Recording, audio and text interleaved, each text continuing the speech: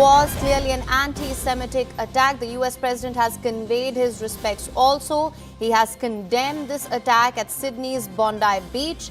Now, Siddhant, let me come back to you on this, of course, while various... All right, let's just listen into the reaction that we are getting to this also first. That was an anti-Semitic attack, obviously. And I just want to pay my respects to everybody. I must say in Syria also, we had an attack in Syria, and we had 3 great patriots terminated by bad people. But to Australia and the Prime Minister, to everybody that we know so well, we get along with so well, we have a great relationship. That's a terrible situation going on over there. Think of that. In Australia, you probably read it's been a very, very brave person actually who went and attacked frontally one of the shooters and saved a lot of lives. So. All right, so Siddhant, let me come back to you. Now, of course, there we've heard US President Donald Trump condemning this attack also. Now, Siddhant, as we were discussing, there are various links which are being probed here. Once again, the axis of resistance and Iran's proxies once again in question here. While simultaneous probes and investigations are underway, we heard what Israeli Prime Minister Benjamin Netanyahu has said. He's of course been firmly against Australia's recognition of a Palestinian state, calling it appeasement and saying that you're fueling terror further and you are further recognizing and fueling such anti-Semitic attacks. Really, it's now up to the Australian Prime Minister as to how this probe goes, and he has a lot to answer there also.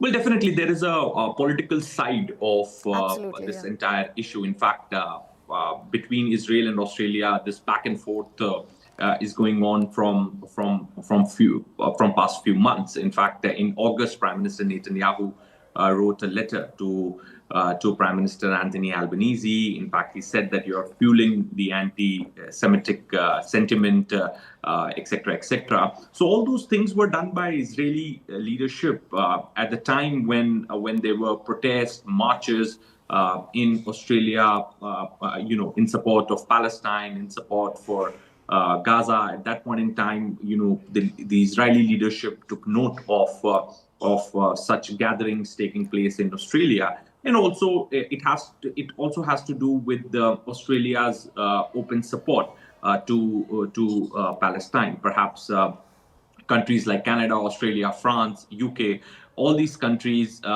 supported the Palestine state. So they were the first few countries to support Palestine state ahead of President Trump's 20-point peace plan getting implemented. So since then, the relations of Israel with these countries are all-time low. There has been back and forth happening between Israeli leadership and governments of these countries. And now, since this attack has taken place at the Bondi Beach, where 16 innocents have lost their lives, 42 are injured, Jewish community has been targeted. The attackers have been identified. They are from Pakistan, etc., etc. So definitely, if you talk about the accountability, then definitely this is a responsibility of the Australian government. But the Israeli leadership is out and out blaming the Australian government for the lapses, for letting the anti-Semitic sentiment fuel in the Australian society, etc., etc. So we have been seeing responses, statements coming from the Israeli leadership since yesterday. Absolutely. Now, it's extremely unfortunate, an anti-Semitic attack as such. Of course, we are waiting for more details and confirmation on that. But from what it appears to be an anti-Semitic attack as such, of course, risks further discrediting the two-state solution after the devastation that we've seen. Now, of course, Siddhant, thank you so much for bringing us the development.